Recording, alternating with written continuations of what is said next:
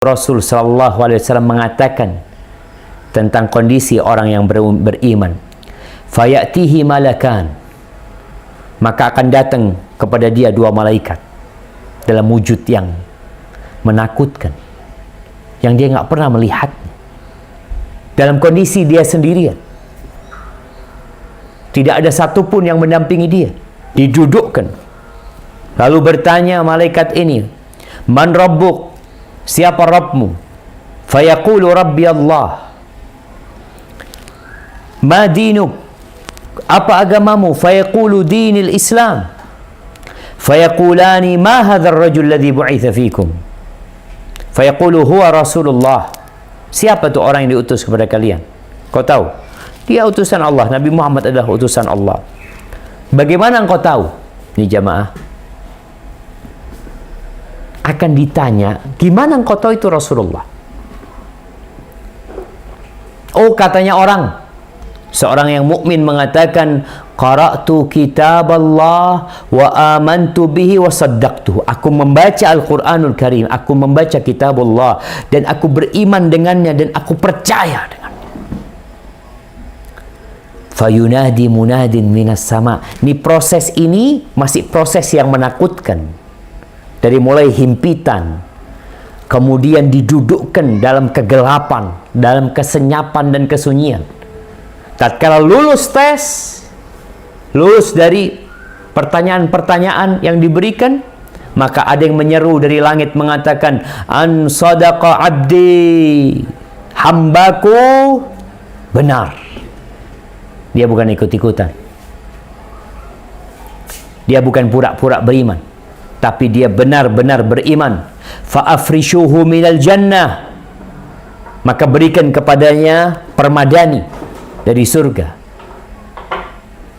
Waftahu lahu baban ilal jannah, bukakan dari kuburan dia pintu ke surga. Dia berada di kuburannya. Kalau kita melihat kuburan beralaskan tanah, tapi ternyata di alam yang berbeda sana ada hamparan permadani surga.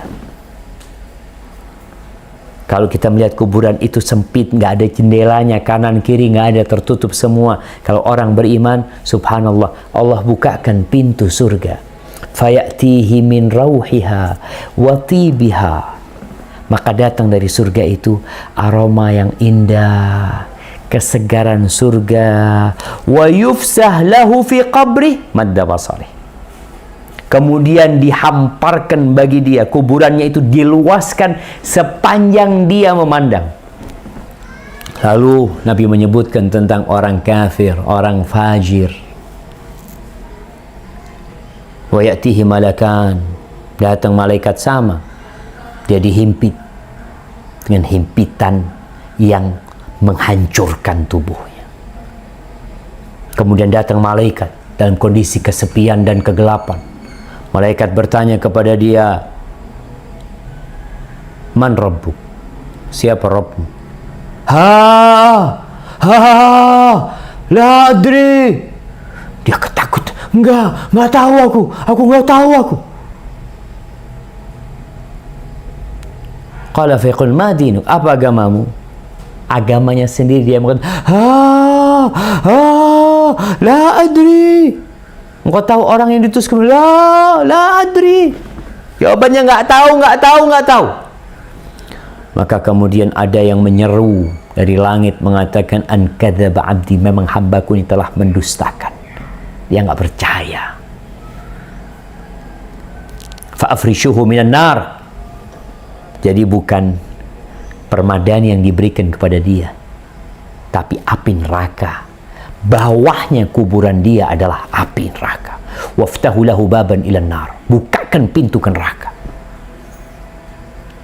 Fayatihi min harriha wa sumumiha, maka datang kepada dia aroma busuknya api neraka, panasnya neraka datang kepada dia. Wa yudayyaqu alaihi qabruh, dan kuburannya disempitkan buat dia, hatta takhtalifa adla'uhu, sampai tulang-tulangnya itu nggak beraturan, jemaah.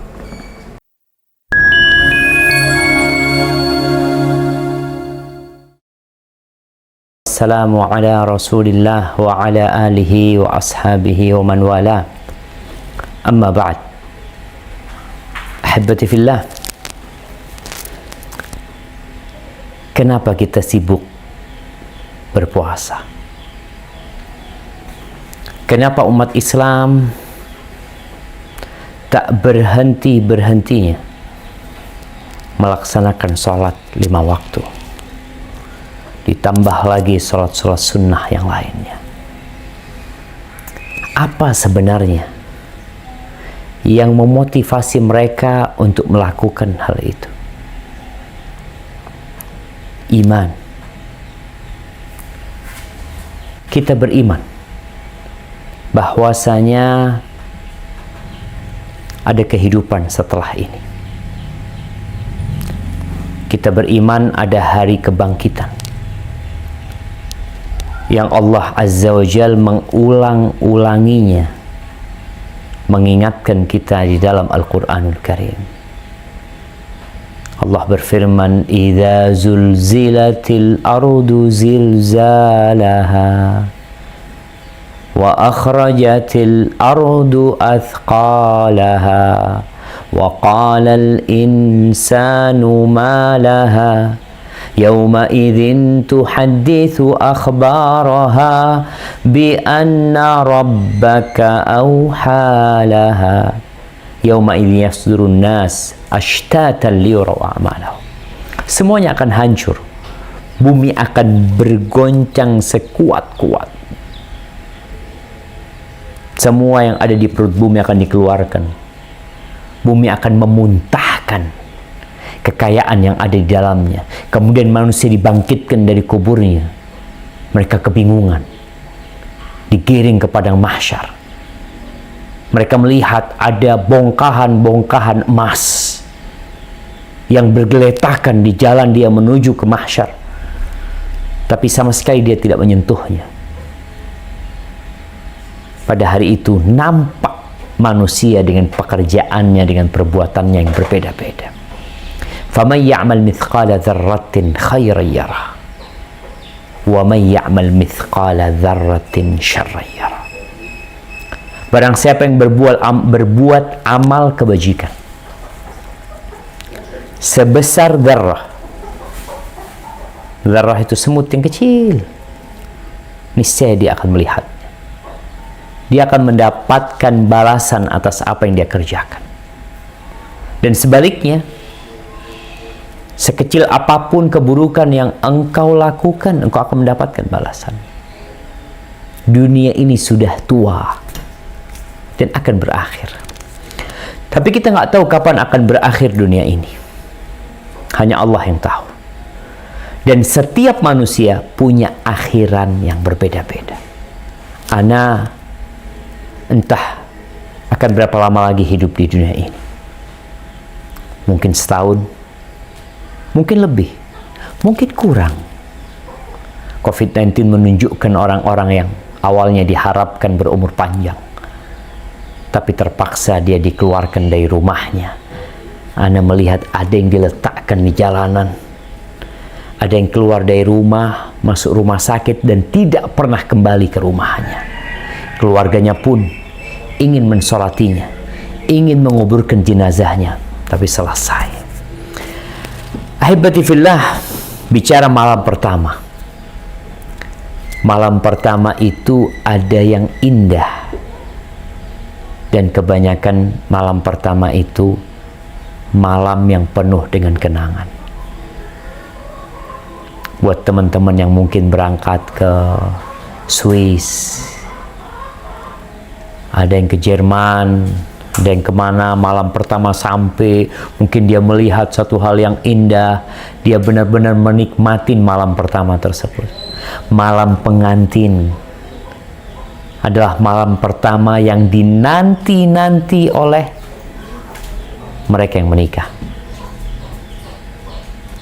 Di malam itu ada sebuah keindahan yang mereka rasakan, sebuah kenikmatan yang mereka raih. Tapi gimana kalau malam pertama itu di Nusa Kambangan? Orang yang biasa hidup di rumah yang mewah, di ranjang yang empuk, kemudian dia dimasukkan ke penjara Nusa Kambangan atau penjara Guantanamo. Apa yang akan terjadi sama dia?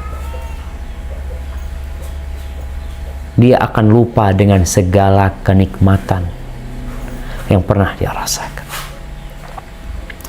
Ahibati fillah, kalau bicara malam pertama di kuburan,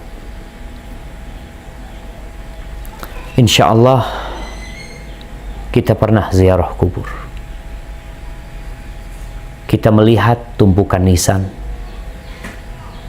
kita melihat bangkai-bangkai yang tertimbun, yang keluarganya tidak ingin mencium aroma bangkai tersebut. Anak tidak ingin mencium bangkai ayahnya, ayah tidak ingin mencium bangkai anaknya, suami, istri, semuanya berusaha untuk menghilangkan bangkai tersebut. Sebagian manusia karena kebodohannya, bangkai itu dibakar sehingga menjadi debu buat dia. Bapaknya dia bakar. Muslim menguburkannya. Semuanya sunyi senyap kalau kita melewatin kuburan.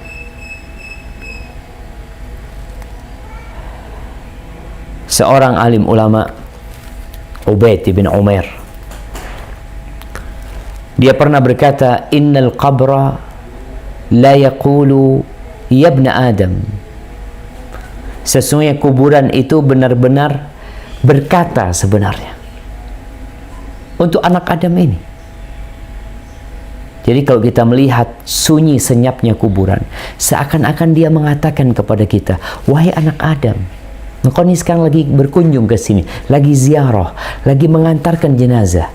Pertanyaannya buat engkau yang masih hidup, apa yang kau persiapkan untuk aku? Baitul Ghurbah, tempat pengasingan. Baitul Wahdah, tempat kesepian. Wa baitul akalah wa baitud dud, tempatnya cacing-cacing tanah. Tempatnya ulat-ulat. Aku tuh tempat itu. Abdullah bin Mubarak rahimahullahu ta'ala, dia meriwayatkan dari Nuaim, dari Abdullah bin Ubaid bin Umair, qala balagani, ini Abdullah bin Ubaid bin Umair mengatakan, telah sampai kepadaku sebuah informasi, annal mayyit yuq'adu fi hufratihi. Orang yang mati itu awal dia dikuburkan, jangan bicara malam pertama, ya, ada yang malam hari dikuburkan, ada yang siang hari buat dia, nggak ada mentari di sana, gelap semuanya. Bahwasanya itu yang mati didudukkan dan dia mendengar langkah-langkah orang yang mengantarkannya pergi. Nggak ada yang ngajak dia bicara. Mungkin awal yang dikatakan oleh kuburan itu, waihak ibna Adam, celaka engkau anak Adam. Bukankah engkau sudah dikasih tahu bahwa aku ini sempit, aku ini gelap, aku ini tempat yang busuk. Allahu Akbar jemaah. Kita kalau mencium bau bangkai, ya. Kenapa kalau ada orang mati dibunuh umpamanya dalam rumah, atau dia bunuh diri kemudian nggak tahu keluarganya, kapan ketahuan? Satu kampung jadi tahu karena aroma busuknya. Kelak tubuh kita akan membusuk. Yang sekarang kita jaga, kita mandi, kita pakai sabun wangi, kita pakai sampo, kemudian ada yang pakai lotion, ada yang wajahnya selalu dibedakin, di make upi. Nanti pada waktu awal malam engkau di sana, awal datang ke sana, selesai semuanya.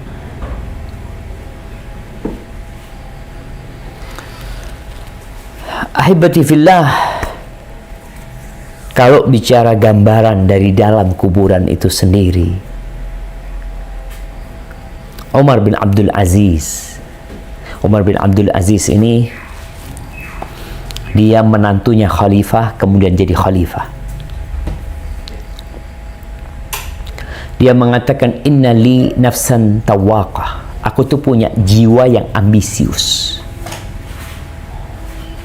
Insyaallah kita semua ambisius, kita visioner, Masya Allah, ada pandangan-pandangan masa depan yang kita inginkan. Tapi ternyata ada di antara kita yang visi dan misinya itu nggak lama sebenarnya.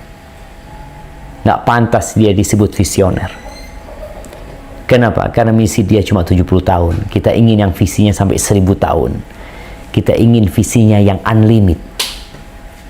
Umar bin Abdul Aziz menceritakan tentang ambisi dia. Aku itu ingin menikah dengan anaknya khalifah. Akhirnya dia menikah dengan anaknya khalifah. Aku tuh berambisi ingin menjadi gubernur. Dan aku dapatkan jadi gubernur Madinah. Kemudian namanya ambisi. Aku berambisi untuk jadi khalifah. Dan aku jadi khalifah. Kemudian sekarang ambisiku itu, aku ingin masuk surga. Jadi Umar bin Abdul Aziz, subhanallah, kalau kita melihat bagaimana dia ketika dia menjadi gubernur, ada perbedaan ketika dia menjadi khalifah. Haywah pernah membawakan kain kepada Umar bin Abdul Aziz waktu dia jadi gubernur. Kasih gubernur itu, kain itu harganya 600 dirham kalau nggak salah. Ya sekitar 60 jutaan mungkin ya. Kata Umar bin Abdul Aziz, sebenarnya kain ini ya bagus, sayangnya dia masih kasar. Subhanallah jemaah.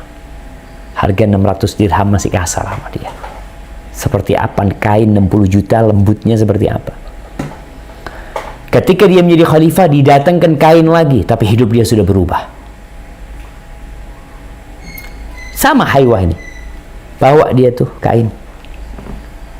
Harganya mungkin beberapa dirham. Nggak sampai puluhan dirham.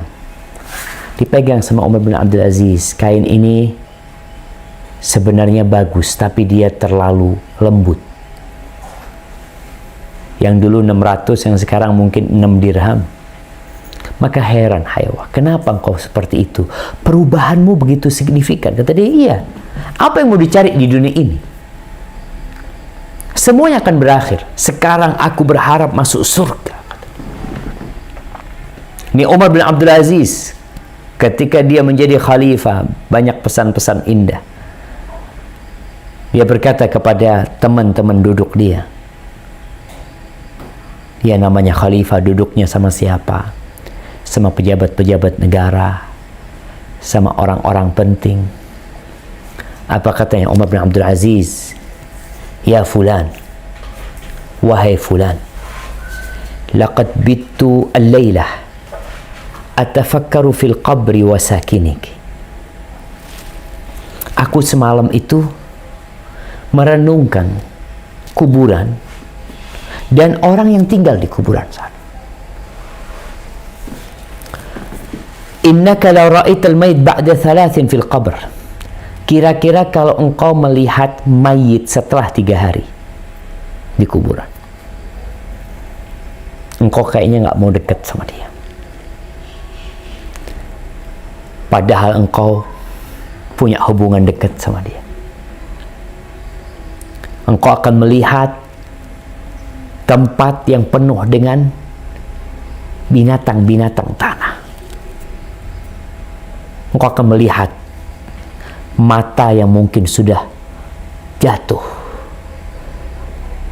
Ada nanah dan darah, aroma yang begitu busuk. Setelah keindahan selama ini, setelah bau yang wangi, setelah pakaian yang indah. Kemudian Umar bin Abdul Aziz pingsan. Kita tuh kalau mau bayangin malam pertama di kuburan, ketika nggak ada yang mendampingin kita, siapa yang mau dampingin kita, jemaah? Rasulullah Sallallahu Alaihi Wasallam hampir setiap sholat beliau mengatakan di tasyahud akhir, Allahumma inni a'udzubika min azabil qabr. Ya Allah, aku berlindung kepadamu dari azab kubur. Apakah kita meminta perlindungan kepada Allah? Atau doa yang kita panjatkan selama ini ya tanpa ada penghayatan dari hati kita? Kalau kita memikirkan 2 malam, mungkin 2 malam nih yang perlu kita kenang. Yang pertama, malam kita bersenang-senang bersama keluarga kita, bersama anak kita, lagi duduk bersama. Sekarang kan orang-orang itu dengan adanya kamera suka mengabadikan kondisi bersenang-senang mereka bersama keluarganya di tempat yang indah, makanan yang enak. Ya Allah, kita ceritakan, kita upload. Baik, engkau silakan kenang malam ini. Tapi ada satu malam yang perlu engkau ingat juga. Ketika engkau bermalam di kuburan tanpa keluarga, tanpa anak, tanpa ada AC yang mendinginkan, tanpa ada kawan yang menemani. Engkau ditinggal sama keluargamu. Apa yang terjadi dengan dirimu pada waktu itu? Kullu nafsin dha'iqatul maut. Semua yang bernyawa pasti merasakan kematian. Kalaupun engkau menjadi orang terkaya di dunia, mungkin engkau dapat menjaga kesehatan fisikmu dengan berbagai obat-obatan, dengan berolahraga, dengan mengkonsumsi makanan-makanan yang sehat. Tapi ingat, kullu nafsin dha'iqatul maut. Semua yang kaya raya sedang menanti. Tidak ada yang kekal kecuali Allah Azza wa Jal. Semua manusia mati. Nabi kita Muhammad alaihi salatu wassalam, Rasulullah sallallahu alaihi wasallam, apa kata Allah? Innaka mayyitun wa innahum mayyitun. Engkau bakal mati dan semuanya mati. Jadi ahibati fillah, sudah menjadi keputusan Allah Azza wa Jal.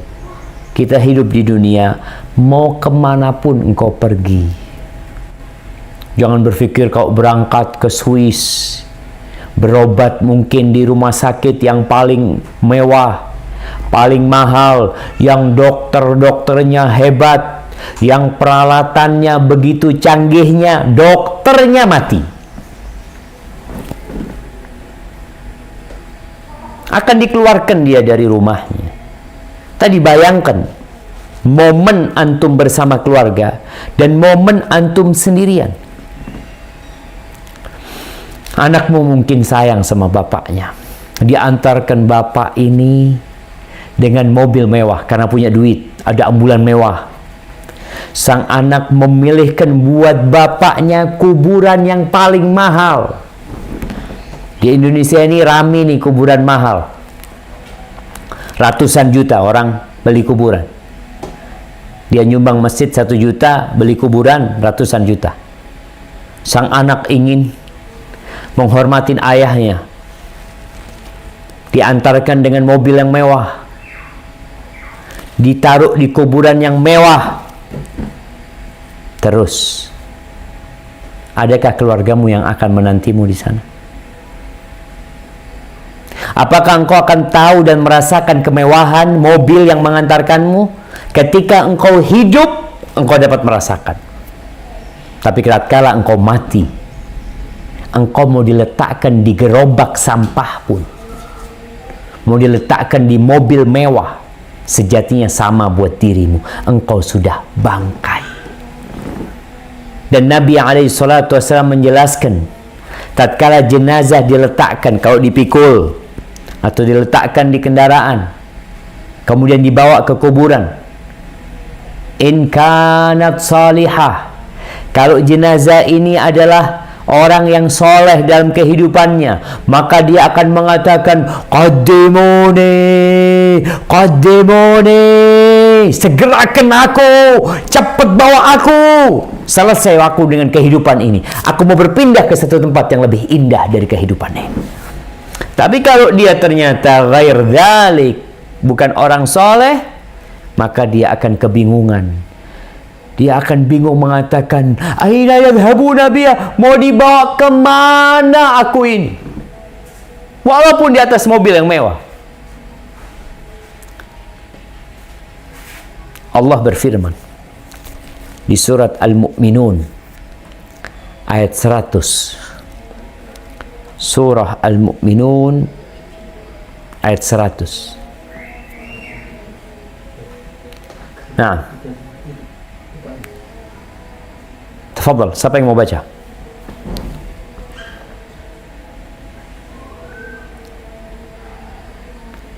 Nah, ya Allah jamaah. Ada yang dengerin apa enggak di sana? Pak Ustadz Aang untuk membacakannya, Pak Ustadz Aang. Ya, suaranya lebih keras. Al-Mu'minun ayat 100 dibaca. Mari baca.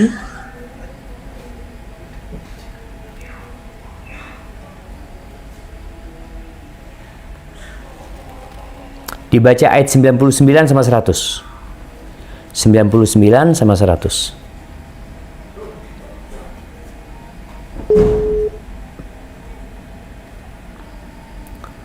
Nah,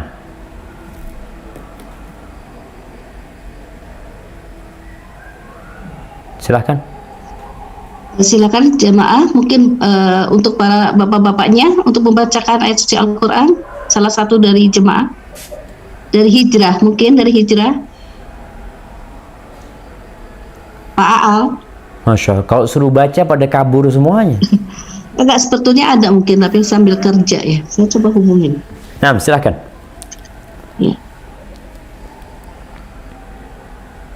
Ya, Masya Allah. Maaf Ustaz, tadi lagi tidak di ruangan ya. Nah, tafadhal. Jazakallah khair. Surat mohon maaf Ustaz, surat oke. A'udzubillahi minasyaitonirrajim. Bismillahirrahmanirrahim. Hatta idza jaa ahaduhumul maut qala rabbirji'un la'alli a'malu salihan fima taraktu innaha kalimatun wa qailuha wa min waraihim barzakhun ila yaumi yub'ats.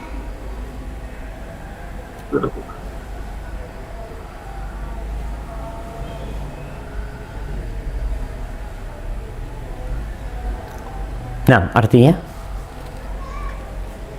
Demikianlah keadaan orang-orang kafir itu, hingga apabila datang kematian kepada seorang dari mereka, dia berkata, ya Tuhanku, kembalikanlah aku ke dunia,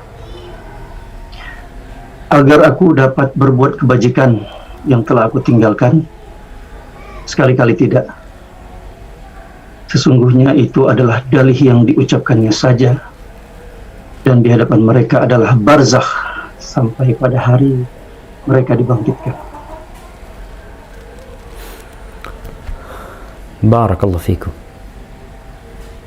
Jemaah, ketika itu orang baru mulai introspeksi diri, baru mulai mengingat dia ingin melakukan ini dan itu, dan sekarang Allah kasih sama kita waktu. Dia mengatakan Rabbi rji'un, ya Allah kembalikan ya Allah, sebentar aja, usah lama-lama, ingin beramal soleh. Jadi malam pertama di kuburan, ketika engkau merasakan sebuah hal yang tidak pernah engkau rasakan dalam kehidupannya. Kalau orang di penjara, mau di penjara dalam kondisi penjara sendiri, masih nyaman dia di sana dibandingkan dengan kuburan. Masih ada harapan dia keluar. Tapi tatkala engkau diletakkan di dalam kuburan, tatkala anakmu menginjak-injak tanah kuburan, ketika anakmu menangis, istrimu merasa kehilangan, ya berapa lama mereka merasakan itu? Sepekan, 2 pekan, sebulan, 2 bulan, sampai masa iddahnya habis. Mungkin dia sudah dinikahin oleh laki-laki yang lainnya. Harta yang kau kumpulkan dinikmatin oleh anak-anakmu, oleh istrimu, dengan suami baru dia. Kalau engkau seorang wanita, selesai. Suamimu belum engkau dikuburkan, mungkin dia sudah berpikir untuk menikah lagi. Ahibati fillah. Kalau bicara kuburan, ada beberapa kondisi orang ketika berada di dalam kuburan. Yang pertama, ada yang namanya himpitan kuburan, pelukan kuburan. Kita lihat tempat yang kecil seperti itu. Dari Aisyah radhiyallahu taala anha, beliau mengatakan bahwa Nabi alaihi salatu wasallam bersabda, "Inna lil qabri daghtah. Walau kana ahadun najian minha naja minha Sa'ad bin Mu'adz." Sesungguhnya kuburan itu memiliki himpitan, tekanan. Andai kata ada satu orang yang selamat, andai kata ada satu orang yang selamat dari himpitan tekanan kuburan itu, niscaya yang selamat adalah Sa'ad bin Mu'adz. Ada apa dengan Sa'ad bin Mu'adz? Di dalam riwayat Abdullah bin Umar radhiyallahu anhuma, anna Rasulullah sallallahu alaihi wasallam qala, Nabi bersabda tentang Sa'ad bin Mu'adz ketika dia meninggal dunia. Ketika dikuburkan Sa'ad bin Mu'adz, Rasulullah sallallahu alaihi wasallam mengatakan, hadzal ladzi taharraka lahul arsy. Ini Sa'ad bin Mu'adz ketika dia meninggal dunia, arsy-nya Allah itu bergetar.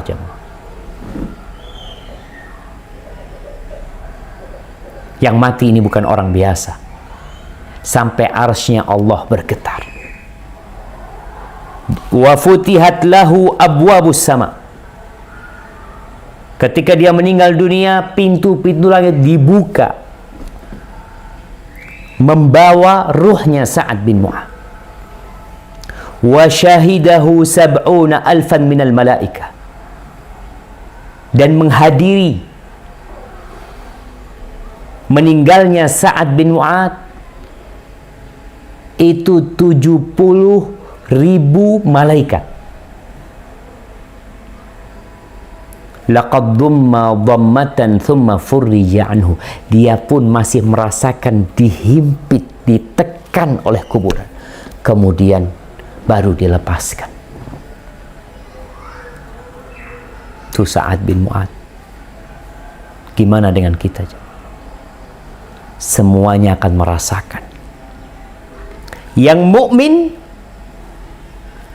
yang soleh, yang tidak soleh, apalagi yang kafir. Sudah sebuah kepastian ketika para ulama menjelaskan tentang himpitan kuburan ini. Kok semuanya masih dihimpit di kuburan?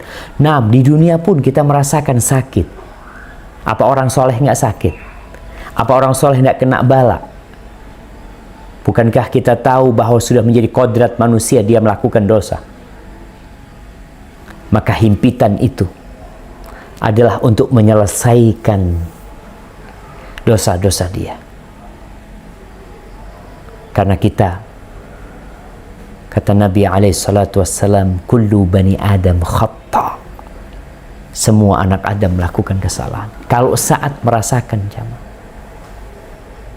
yang arsy Allah bergetar, 70 malaikat, 70.000 malaikat hadir di jenazahnya Sa'ad bin Mu'adz.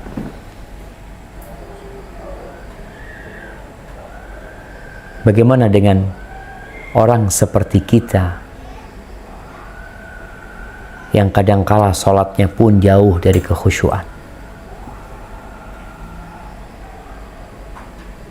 Insya Allah ada yang padam listriknya jemaah. Ya, kita gelap dikit aja udah bingung. Gimana kalau gelap di kuburan? Baik. Itu kondisi pertama. Ketika orang masuk di kuburan, diantarkan ke kuburan, masuk dia akan dihimpit. Adapun orang-orang yang kafir, orang-orang yang penuh dengan dosa, maka himpitan itu akan lama. Ada yang berpendapat bahwa himpitan ini himpitan kasih sayang. Karena orang yang meninggal dunia sejatinya dia dari tanah. Dia ditunggu sama kuburannya ketika balik seperti ibu yang menghimpit, memeluk anaknya dengan keras. Karena kasih sayang. Tapi yang pertama pendapat itu lebih benar. Bahwasanya himpitan dan pelukan serta dekapan itu adalah untuk menyelesaikan dosa-dosa. Karena manusia sesoleh apapun dia tetap punya dosa. Yang kedua, kesunyian, kesenyapan, serta kemudian datangnya mungkar dan nakir.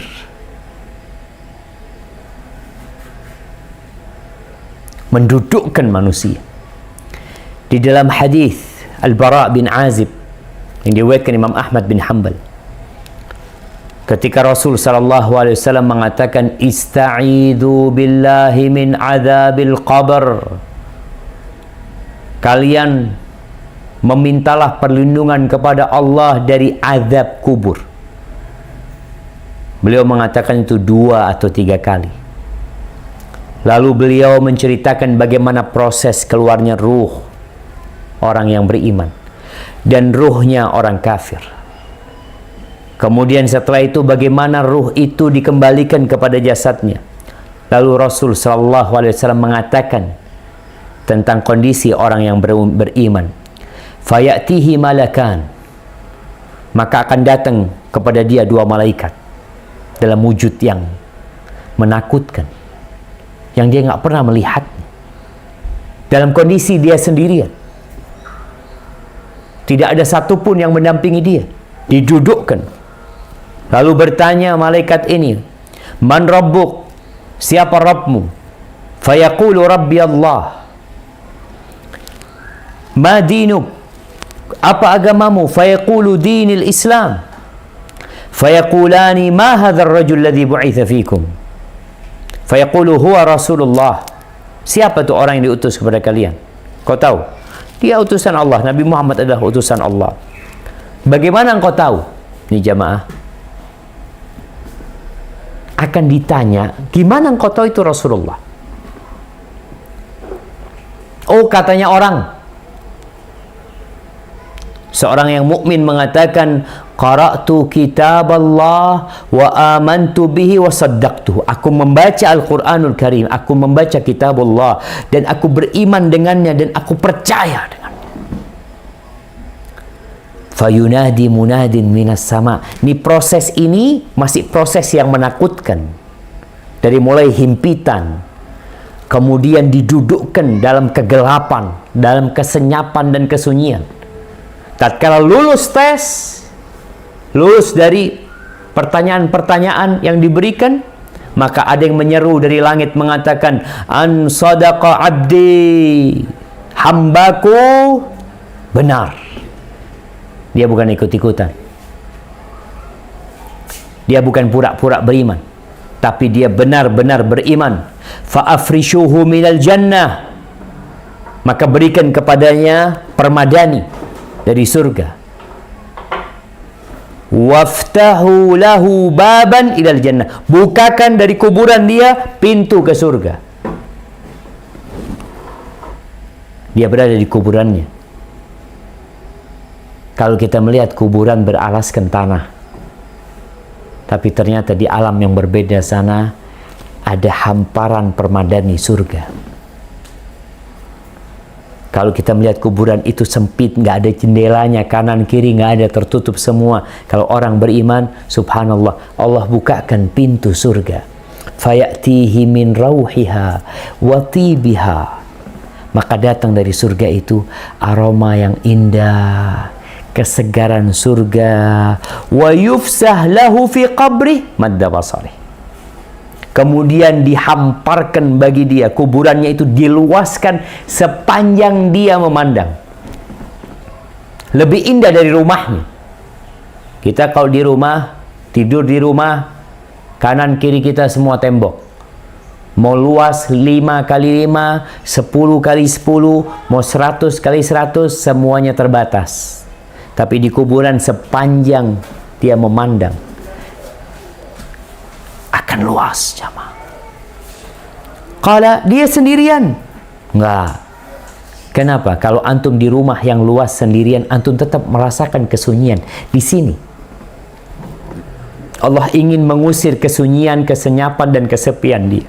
Fayatihi rajulun hasanul wajhi wa hasanul thiyabi tayyibur rih. Datang kepada dia orang yang wajahnya indah, yang bajunya indah, aromanya wangi. Fayaqulu abshir billadhi yasurruka. Orang itu yang datang mengatakan, bergembiralah engkau dengan yang menyenangkanmu. Hadza yaumuka alladhi kunta tu'ad. Ini hari yang engkau dijanjikan. Engkau selama di dunia sholat, berpuasa, sodako, zakat, berangkat haji, berangkat umroh, berbuat kebajikan, dijanjikan akan dikasih balasan. Berbeda sama orang yang kerja di dunia, akhir bulan dia dapat gaji, akhir hari dia dapat gaji, dia rasakan di dunia. Seorang mukmin dijanjikan nanti engkau sholat sepanjang tahun, sepanjang hidupmu, balasannya apa? Allah akan kasih. Bukan 70 tahun antum di kuburan. Antum bisa bayangin berapa tahun sih kita di kuburan, berapa tahun kita di muka bumi ini, dan berapa tahun di perut bumi ini. Lihat Rasulullah Sallallahu Alaihi Wasallam di muka bumi ini, beliau hanya 63 tahun. Tinggal di rumah petak 5 kali 5, kecil rumahnya, nggak ada AC, nggak ada kipas angin, makanan pun susah, tapi cuma 63 tahun. Di kuburan beliau sudah 1430 tahun. Maka itu yang seharusnya menjadi ambisi kita, untuk mendapatkan tempat yang luas, untuk mendapatkan nih janji-janji Allah Azza wa Jalla. Dikasih tahu ini janji yang telah dijanjikan kepadamu.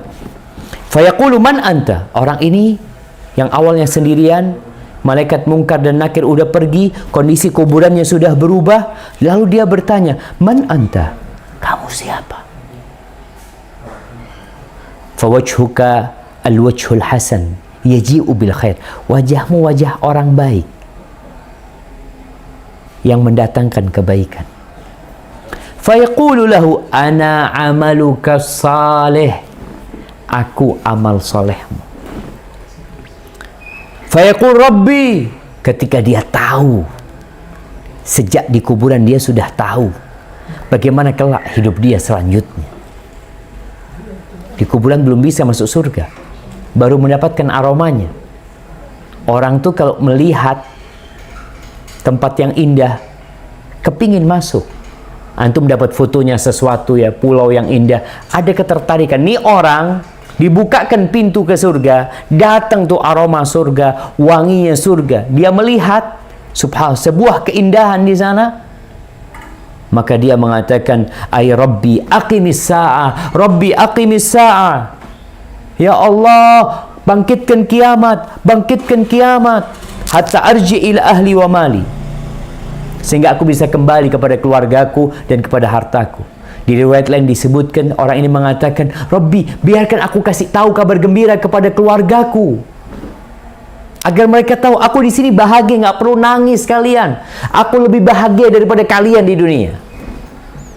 Lalu dikatakan, uskun, engkau istirahat dulu di sini, belum waktunya.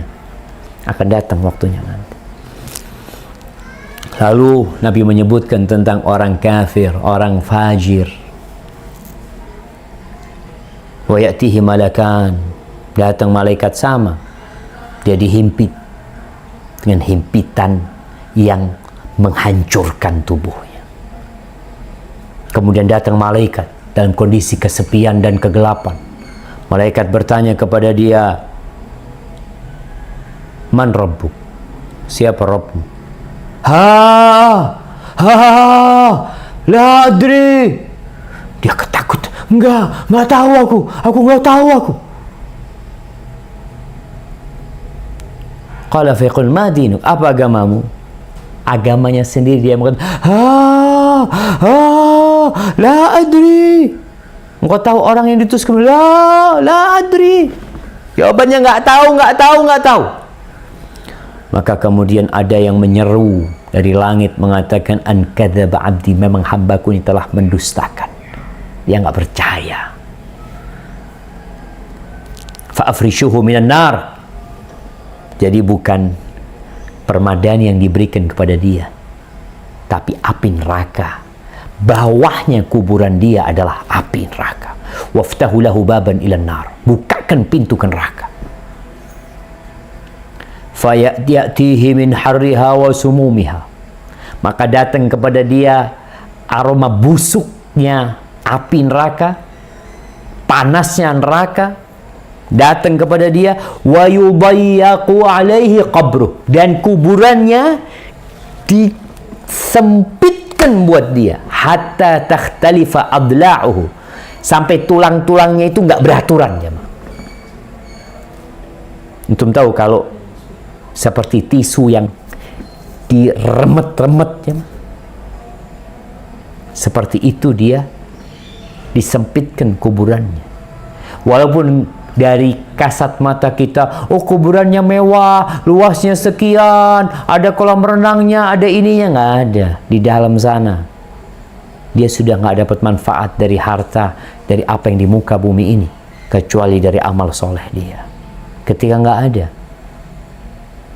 lalu dalam kesendiriannya dia, wa ya'tihi rajulun qabihu thiyab, datang kepada dia orang yang dengan pakaian yang jelek, aromanya busuk. Kita tuh kalau duduk di samping orang yang nggak mandi 2 pekan, terus dia memang punya aroma tubuh yang buruk, pakaiannya juga bau,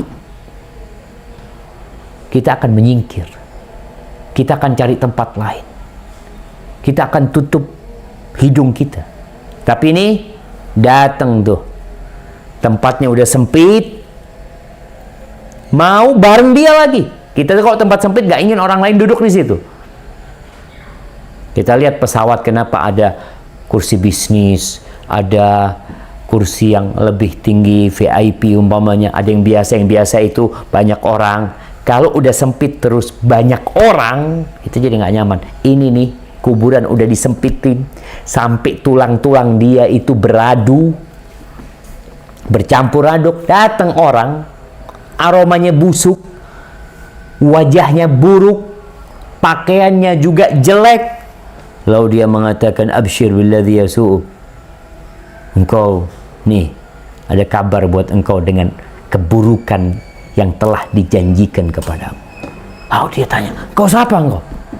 Qala ana amaluka, wajahmu wajah yang jelek, baumu juga nggak enak, kelihatan engkau ini jahat.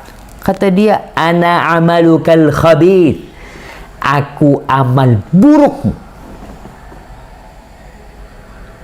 Yang kita kerjakan akan kita dapatkan, jemaah. Fa yaqul rabbi la tuqimis sa'a. Lalu dia mengatakan, ya Rabb, jangan dibangkitkan kiamat. Karena dia sekarang baru merasakan azab kubur aja. Gimana kalau dimasukkan ke dalam api neraka yang panasnya ya sekitar 70 kali api dunia. seperti itu. 69 kali api dunia.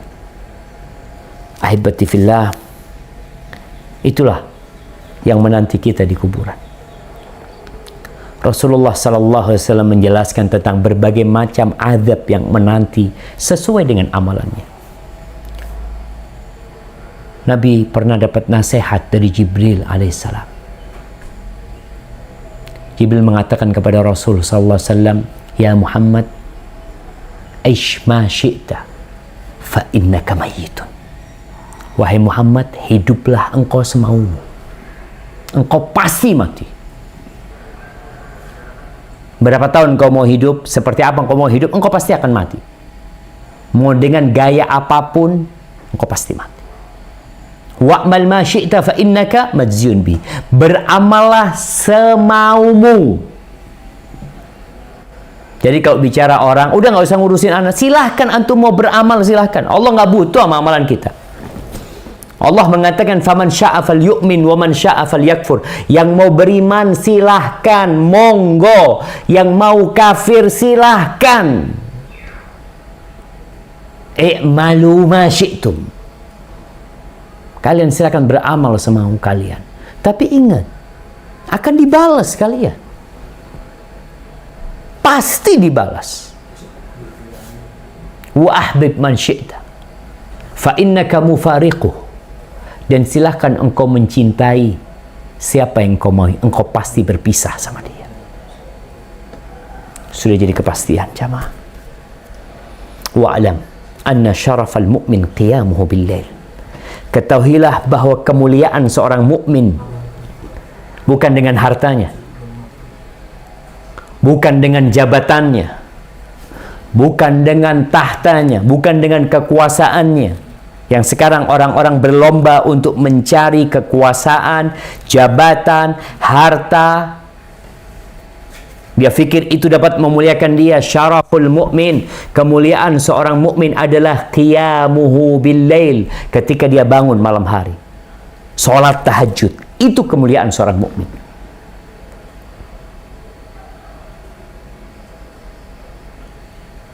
Wa izzatahu istighna'uhu 'anil nas. Dan kehormatan dirinya ketika dia nggak butuh sama orang, nggak ana sama Allah Subhanahu wa taala. Maka hati-hati dengan apa yang kita amalkan.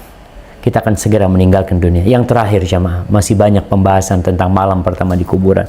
Ini ada malam pertama di kuburan yang Nabi ceritakan. Ketika perang Khaybar,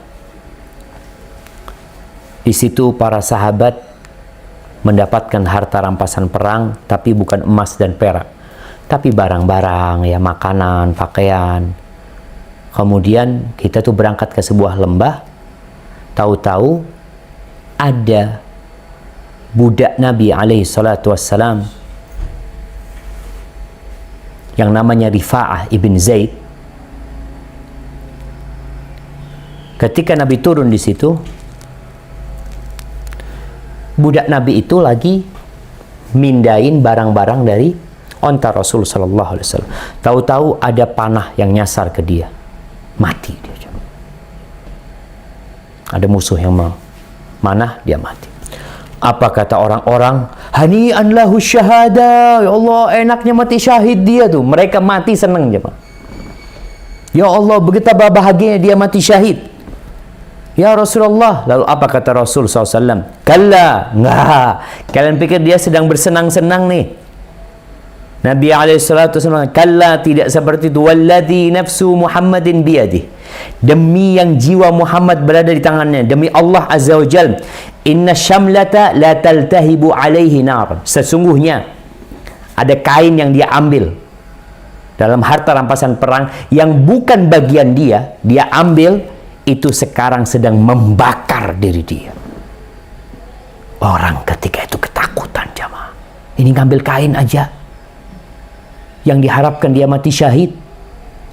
Ternyata pakaian itu menjadi pembungkus dia di alam kubur sana, membakar dirinya. Orang pada ketakutan. Ada yang bawa tali sandal. Tali sandal, ada yang satu, ada yang dua. Lalu Rasul SAW mengatakan, asabtu yawma Khaybar Dia mengatakan, ya Rasulullah, ini aku dapat pada waktu Khaybar itu, ya ini belum dibagi, aku lihat, aku ambil Nabi SAW. Lalu Nabi SAW mengatakan, syirakun min nar, au syirakani min nar, tuh 2 tali sandal dari api, atau 1 tali sandal dari api. Itu yang menanti di kuburan. Maka hati-hati dengan apa yang kita makan, dengan apa yang kita ambil, dengan apa yang kita dapatkan. Semuanya bakal mendapatkan balasan, jamaah. Namun banyakkan manusia memang sibuk cari dunia, mabuk dunia, seakan-akan kematian itu tidak akan datang kepadanya. COVID-19 sekarang memberikan kepada kita pelajaran. Kita tinggal di rumah, kita bosan, kita boring, kita ingin keluar. Nanti engkau akan berada di satu tempat yang tidak akan pernah keluar selama-lamanya, sampai kiamat terjadi.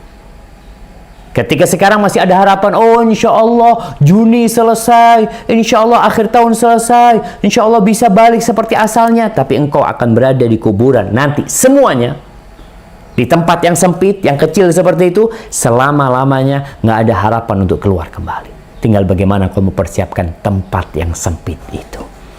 Hadza wallahu a'lam bishawab. Itu yang bisa saya sampaikan pada kesempatan kali ini. Mungkin kita masuk ke sesi tanya jawab. Nah, silahkan kalau ada yang ingin bertanya. Ya, baik Pak Ustaz. Allahumma inna na'udzubika min adzabil qabr wa min adzabi jahannam wa min fitnatil mahya wal mamat wa min syarri fitnatil masiihid dajjal. Naam, tafadhali. Mohon maaf tadi saya bicara kepotong. Sudah ada yang daftar, silakan Ibu Riana untuk menyampaikan pertanyaannya. Hanya diberi kesempatan 1 pertanyaan. Silakan. Terima kasih Mbak Evi, terima kasih Pak Ustadz. Pertanyaan saya mengenai alam kubur ini, apa kita bisa, apa ada doa khusus agar kita terhindar dari siksa alam kubur dan siksa api neraka, Pak Ustadz? Terima kasih. Assalamualaikum. Waalaikumsalam warahmatullahi wabarakatuh. Iya jamaah, kalau bicara apa sih amalan atau doa agar kita terhindar dari azab kubur? Yang pertama adalah keimanan kita dengan adanya azab kubur itu sendiri. Karena keimanan ini yang akan mendorong kita untuk takut. Kemudian kita berdoa. Kalau bicara doa apa agar kita terhindar dari azab kubur, Rasulullah SAW mengajarkan sebuah doa yang dibaca sebelum salam. Karena memang setelah tasyahud akhir itu ada waktu yang mustajab. Beliau biasa membaca di situ mengatakan, Allahumma inni a'udzubika min adzabil qabr wa min adzabi jahannam wa min fitnatil mahya wal mamat wa min syarri fitnatil masih dajjal. Ya Allah, aku berlindung kepadamu dari azab kubur, dari azab jahannam, dari fitnah kehidupan dan kematian, dan dari fitnah al-masih dajjal. Kemudian doa yang dibaca Nabi SAW setiap pagi dan petang. Amsayna wa amsal mulku lillah walhamdulillah la ilaha illallah wahdahu la syarika lah lahul mulku wa lahul hamdu wa huwa ala kulli syai'in qadir. Allahumma inni as'aluka khaira ma fi hadhihi al-lailah wa khaira ma ba'daha wa a'udzu bika min syarri ma fi hadhihi al-lailah wa syarri ma ba'daha. Rabbi a'udzu bika minal kasali wa su'il kibar. Nih di akhir doa Nabi mengatakan, ya Allah, aku berlindung kepadamu, ya Rabbi, aku berlindung kepadamu dari malas dan dari umur tua. Rabbi a'udzu bika min adzabin finnar wa adzabil qabr. Ya Allah, aku berlindung kepadamu dari azab di neraka dan azab di kuburan. Itu doa yang dibaca Nabi SAW. Maka hendaklah kita berusaha untuk membacanya dengan penghayatan. Bukan sekedar wirid, kita baca itu tapi kita tidak menghayati doa tersebut. Kenapa? Karena kata Rasul SAW, la yastajibullah, Allah tidak mengabulkan doa dari hati yang lalai. Kemudian jamaah, buat kita nih yang punya orang tua sudah meninggal dunia, mereka yang sudah berada di alam kubur, apa yang harus kita lakukan? Mohonkan ampun buat mereka. Rasulullah SAW ketika mengubur sahabat, Beliau berdiri di atas kuburan mengatakan kepada para sahabatnya, istaghfiru li akhikum, mintakan ampun buat saudara kalian. Wasalullah lahu tathbit, dan mintakan kepada Allah agar diteguhkan karena dia sedang ditanya. Itu proses ditanyanya oleh malaikat Munkar dan Nakir.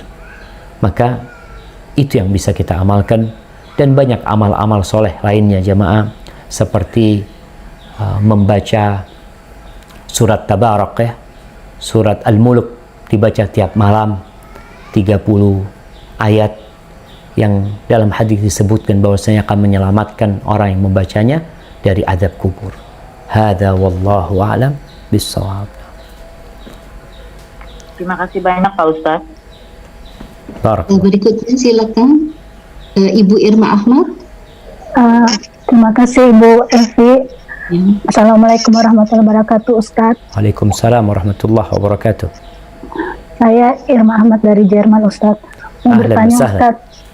Ya, ini terkait mungkin tidak langsung ke alam kuburnya, tetapi kaitannya dengan dosa Ustadz. Jadi dari cerita tadi sahabat Nabi yang mengambil kain, padahal sebenarnya sebelumnya dia sudah berjihad atau memiliki dosa yang banyak, tapi hanya kesalahan yang mencuri kain itu dan menjadi penyebab dia juga disiksa. Nah, bagaimana caranya Ustadz dengan misalnya seseorang yang punya dosa banyak, tapi dia juga punya dosa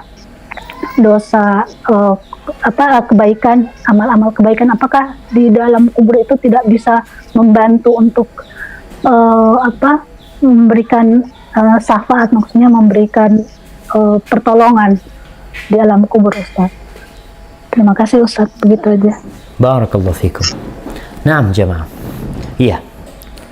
Kalau kita bicara orang yang punya amal soleh dan dia punya dosa, bukankah nanti akan ada penimbangan? Iya, akan ada penimbangan nantinya. Di mana? Nanti di padang mahsyar. Di situ akan ada hitung-hitungan. Perhitungan di sana yang akan menunjukkan apakah dia lebih banyak amal solehnya atau amal keburukannya. Allah mengatakan, فَأَمَّا مَنْ ثَقُلَتْ مَوَازِينُهُ فَهُوَ فِي عِيشَةٍ رَاضِيَةٍ. Tuh, yang lebih berat amal solehnya, maka dia akan berada dalam kehidupan yang mulia, kehidupan yang nikmat, yang penuh dengan kenyamanan di sana. Itu nanti akan ada penimbangan tersebut. Kalau pertanyaannya, ada dosa-dosa yang Allah akan azab. Kita di dunia jemaah, kita punya amal soleh, kita sholat, kita berpuasa, tapi kita sakit, kita kena musibah, kita bangkrut. Apa kata Nabi SAW? Ketika Allah Azza wa Jal mengatakan, Laisa bi amanikum, wala amani ahlil kitab, man ya'mal su'an yujzabi. Bukan termasuk angan-angan kalian atau ahlul kitab. Urusan amal, balasan, pahala. Enggak, ingat. Man ya'mal su'an yujzabi. Barang siapa berbuat kejelekan, pasti dibalas. Pasti pembalasan itu ada. Makanya ketika ayat itu turun, Abu Bakar Siddiq merasa berat jemaah. Dia mengatakan, ya Rasulullah, kalau setiap dosa yang kita lakukan kita dibalas, kita akan binasa. Karena kita semua punya dosa. Lalu Rasul SAW menyebutkan balasannya. Apa balasannya? Awatamradun, bukankah kalian merasakan sakit? Ya, kecapean, kemudian kena duri, semua itu jadi balasan buat dosa yang dilakukan. Tapi sekarang di alam kubur tersebut, jadi ada orang yang dosa-dosanya dibersihkan dengan musibah di dunia, sehingga dia, alhamdulillah, udah dibalas tuh. Ada yang dibalas di alam kubur, sehingga dia merasakan balasan dosa dia di alam kubur, sehingga nanti ketika dibangkitkan di hari kiamat, udah selesai dia dosanya. sehingga dia tidak perlu masuk ke neraka lagi dengan dosa yang dia lakukan. Itu jadi pembersih dosa dia. Ada yang dengan ahwalu al-qiyamah, dengan yang terjadi di padang mahsyar sendiri menjadi penghapusan dia, sehingga ada orang yang dihapuskan dosanya ketika melewatin sirat, ketika dia terkena api ini itu, tapi dia akhirnya selamat. Itu jadi penghapusan dosa dia. Jadi kalau bicara kita punya amal soleh, pertama kita nggak tahu apa amal soleh kita sebanding dengan itu. Jangan-jangan kalau disuruh bayar itu habis amal soleh kita nanti masuk neraka. Maka kita lebih tahu dengan, Allah lebih tahu dengan yang baik buat kita. Sehingga orang yang mati syahid, ketika dia mati syahid, ikut berjihad, kemudian melakukan dosa, al-ghulul termasuk dosa besar jamaah. Mengambil dari harta rampasan perang ini termasuk dosa besar. Dan kita tahu dia belum bertobat. Dan Nabi SAW menjelaskan bahwasanya itu yang dia ambil akan membakar diri dia. Adapun nanti di padang mahsyar akan ada penimbangan amal. Dan kita juga tahu bahwasanya amal-amal soleh itu, kalau memang lebih banyak amal soleh dia akan datang di kuburan, menemani dia, mendampingi dia. Dan bisa jadi juga setelah nih sahabat yang meninggal dunia dibakar dengan pakaian tersebut, kemudian sudah setimpal dengan yang dia lakukan, dia akan beristirahat dan merasakan kenikmatan. Tapi yang jelas, azab itu akan didapatkan ketika orang melakukan dosa. Allahu Akbar ya. Benar jemaah. Kalau itu orang ikut perang sama Nabi SAW, gara-gara pakaian itu, ada yang gara-gara sandalnya yang dia ambil. Apalagi kita yang amalannya nggak seberapa, mereka tuh sahabat-sahabat Nabi yang ikut berperang bersama Rasulullah SAW. Na'udzubillahi minan nar. Barakallahu fikum. Kalau Ustaz. Baik, dipersilahkan Ibu Iul dari Jerman. Assalamualaikum Ustaz, saya Iul Siti Julaiha dari Jerman. Waalaikumsalam warahmatullahi wabarakatuh. Bismillah. Nah, Bismillah. Bismillah, saya menanyakan mengenai untuk pengajaran anak-anak kecil di TPA mengenai alam kubur dan akhirat itu seperti neraka. Kesannya tuh sangat menakutkan mungkin bagi anak-anak. Bagaimana Ustadz untuk mengajarkan anak-anak ini pada usia berapa dan bagaimana force rate-nya, step by step-nya untuk mengajarkan anak-anak mengenai keadaan di alam kubur ini. Terima kasih Ustadz. Nah, barakallahu fikum. Subhanallah jamaah ya. Berkaitan dengan mengajarkan kepada anak-anak ini. Anak-anak ini umurnya beda-beda. Ada anak-anak yang sudah ngerti dikasih tahu. Maka kita bisa kasih penjelasan sama dia. Tapi ada anak-anak yang mengajarin mereka itu hanya talqin, hanya menghafal. Dia itu hanya menghafal. Dia belum bisa mencerna. Seperti kita ajarin dia menjawab pertanyaan, man rabbuk? Allah. Man nabiyuk? Muhammad. Ma dinuk? Islam. Ini anak bisa menghafal, tapi dia belum bisa mencerna. Ketika dia sudah mulai dapat mencerna, memahami mana yang kanan, mana yang kiri, itu salah satu cara kita mengetahui dia sudah mumayyiz, udah paham tuh yang kanan sama yang kiri, mulai kita bisa kasih tahu dia. Ketika kita suruh dia beramal, mungkin dia bertanya, kenapa harus sholat? Kenapa harus berbuat baik sama orang? Kenapa harus berdoa? Kenapa baca bismillah? Disinilah kita sampaikan kepada dia. Yang pertama, bukan tentang nerakanya, tentang surganya, tapi tentang Allah Azza wa Jalla. Sehingga beriman kepada Allah dan hari akhir dimulai beriman dengan Allah Subhanahu wa taala. Sampaikan ketika dia udah bisa faham tentang Allah yang menciptakan kita, ya ini itu. Kemudian kita sampaikan kepada dia tentang balasan. Karena anak-anak kecil itu malah mereka adalah kondisi manusia yang takut karena ancaman dan suka karena dapat hadiah. Itu anak-anak. Orang tua ketika ngasih tahu sama anaknya, nak, kau kerjakan tugasmu, nanti abah belikan sepeda. Gembira dia. Ketika diancam dia, kalau engkau nggak selesai, abang nggak kasih hadiah. Uang saku 1 pekan nggak dikasih. Dia bisa memahami hal itu. Maka sekarang ketika berbicara tentang surga Allah Azza wa Jalla, sampaikan buat siapa surga ini? Ada apa di surga ini? Anda punya anak, subhanallah, dia umur 5 tahun ya. Apa sih senangnya anak-anak itu? Main mobil-mobilan ya. Dia cerita, Abah, kalau Yusuf masuk surga, Yusuf kepingin mobil yang banyak sekali. Iya, seperti itu kenikmatan yang dia inginkan. Dan kita sampaikan, apa yang kau inginkan, kau akan dapatkan. Asalkan engkau melakukan ketaatan. Adab Allah kita sebutkan, menakutkan, iya menakutkan memang. Kita sampaikan kepada dia tentang orang yang berdusta umpamanya. Seperti ini, seperti itu. Namun orang tua jangan hanya menakut-nakutin anaknya dengan neraka, tapi tidak menumbuhkan keimanan dia, sehingga dia lebih mengharap kepada Allah, selain dia juga takut dengan azab Allah Subhanahu wa Ta'ala. Mungkin seperti itu. Hadza wallahu a'lam bis-shawab. Jazakallahu khairan, Ustaz. Masih ada waktu Pak Ustaz? Halo? Pak Ustaz, masih ada waktu ya? Masih ada pertanyaan lagi. Bismillah. Ibu dari Swiss, silakan. Assalamualaikum Ustaz. Waalaikumsalam warahmatullahi wabarakatuh.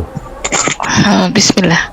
Saya hanya mau bertanya, bahasa apa yang akan digunakan di alam barzah atau nanti di akhirat nanti, karena kita kan sekian banyak manusia gitu. Itu aja bahasa untuk supaya semuanya paham gitu. Syukran. Barakallahu fikum. Iya jamaah, kalau ditanya bahasa apa yang digunakan, wallahu a'lam bishawab. Ada beberapa riwayat yang menyebutkan bahwasanya bahasa yang akan dipakai nanti adalah bahasa Arab. Di surga pun mereka akan berbahasa Arab. Tapi hadis-hadis yang menyebutkan dhaif, lemah hadis tersebut. Maka dikatakan wallahu a'lam bahasa apa yang akan dipakai nanti di sana. Mereka akan pakai satu bahasa, tadi mungkin dengan bahasa Arab, bahasa Al-Quran, bahasa yang dengannya Allah menurunkan kitab terakhir. Mungkin itu akan menjadi bahasa dan semua orang akan faham nantinya jamaah. Bahkan kita tahu kulit pun akan berbicara pada hari itu. Dan Allah itu dapat berbicara dengan segala sesuatu. Dan semua orang akan dikembalikan kepada yang masuk surga akan dalam umur sekitar 33 tahun. Tingginya akan situna dhira'. Akan 60 hasta tingginya di langit. Masya Allah. Jadi nanti akan disamakan mereka umurnya, disamakan tingginya, cuma ya kedudukan derajat mereka berbeda-beda. Dan bahasa yang dipakai di sana tadi Anda sampaikan, ada riwayat yang menyebutkan bahwasanya bahasa Arab adalah bahasa surga, cuma wallahu a'lam bis-shawab.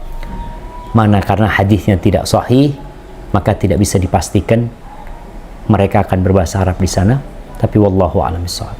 Nah, Jazakallah khair Ustaz. Ya, Ibu Non, dipersilakan. Ibu Non. Assalamualaikum Ustaz. Waalaikumsalam warahmatullahi wabarakatuh. Ahlan wa sahlan. Ahlan sahlan Ustaz. Apakah benar dengan membaca Al-Quran akan menolong kita di alam kubur? Saya pernah mendengar itu digambarkan dengan laki-laki tampan yang akan selalu menolong kita di alam kubur. Ya. Barakallahu fiik. Subhanallah jemaah. Nah, yang pertama tadi Anda sampaikan bahwasanya ada riwayat tentang keutamaan membaca surat Tabarak, surat Al-Mulk setiap malam, di mana orang itu akan diselamatkan dari api neraka.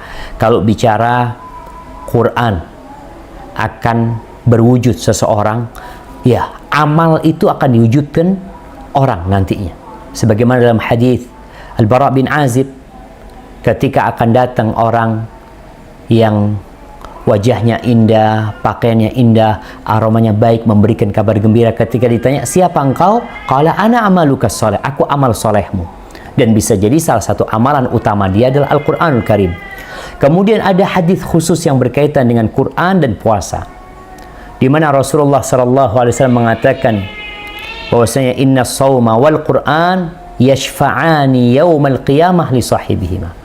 Sesungguhnya puasa dan Quran ini akan memberikan syafaat kepada orang yang berpuasa dan orang membaca Al-Quranul Karim. Ketika dia hendak disiksa atau dia sedang dalam persidangan, maka datang puasa itu mengatakan, ay Rabbi mana'tuhu ta'am wasyahwah bin nahar fasyaffi'hu fiyya ya Rabbi, aku tuh menghalangi dia dari makan dan syahwatnya di siang hari, maka terimalah permohonanku syafaat buat dia. Adapun Quran akan mengatakan, Rabbi mana'tuhun naum bil lail, ya Rabbu, aku menghalangi dia dari tidur di malam hari membaca Al-Quranul Karim, maka terimalah syafaatku, tolong diterima ya Allah. Maka kemudian diterima syafaatnya. Sehingga tadi kalau di alam kubur akan ada yang mendampingi dia, amal soleh dia, bacaan Quran dia akan mendampingi dia agar dia tidak kesepian di sana. Adapun nanti di padang mahsyar dia juga akan memberikan syafaat ketika persidangan, ketika melewatin sirat sampai dia selamat masuk ke surga Allah Azza wa Jalla. Makanya banyak-banyak kita membaca Al-Quranul Karim, tapi ingat, kam min talin lil Quran wal Quran yal'anu. Berapa banyak orang yang baca Al-Quran sedangkan Al-Quran itu sendiri melaknat yang membacanya. Quran ini bisa menjadi pembela kita, bisa menjadi penuntut kita, kata Nabi SAW. Wal Quranu hujjatun laka au alaika. Kenapa? Ada orang-orang yang baca Quran hanya baca hurufnya tapi nggak diamalin. Berapa banyak larangan-larangan Allah yang dia baca tapi dia kerjakan. Berapa banyak perintah Allah yang diperintahkan tapi dia tidak jalankan. Maka tatkala kita baca Quran, khususnya di bulan Ramadan, di bulannya Al-Quranul Karim, tolong dilihat kalau ada bacaan-bacaan kita yang berkaitan, ya Allah aku belum ngamalin ini, ya Allah ampuni aku ya Allah, aku melanggar ini, ampuni aku. Itu Rasulullah SAW kalau baca Al-Quran. Tidaklah beliau lewat ayat rahmat kecuali beliau minta rahmat Allah. Tidaklah beliau lewat ayat tentang azab Allah kecuali beliau berlindung dari azab Allah SWT. Dan ketika lewat ayat tentang tasbih, maka beliau bertasbih kepada Allah SWT. Maka agar Quran yang kita baca menjadi pembela buat kita, memberikan syafaat kepada kita, maka hendaklah kita membaca dengan hati dan mengamalkannya dalam kehidupan ini. Hadza wallahu a'lam bishawab. Mungkin itu menjadi pertanyaan terakhir kita pada kesempatan kali ini jamaah. Ana mohon maaf ya karena memang maghribnya di Jember ini lebih awal daripada teman-teman yang di Jakarta. Semoga kita bisa berjumpa pada kajian-kajian selanjutnya. Subhanakallahumma wa bihamdika asyhadu an la ilaha illa anta astaghfiruka wa atubu ilaik. Jazakumullahu khairan. Wassalamualaikum warahmatullahi wabarakatuh.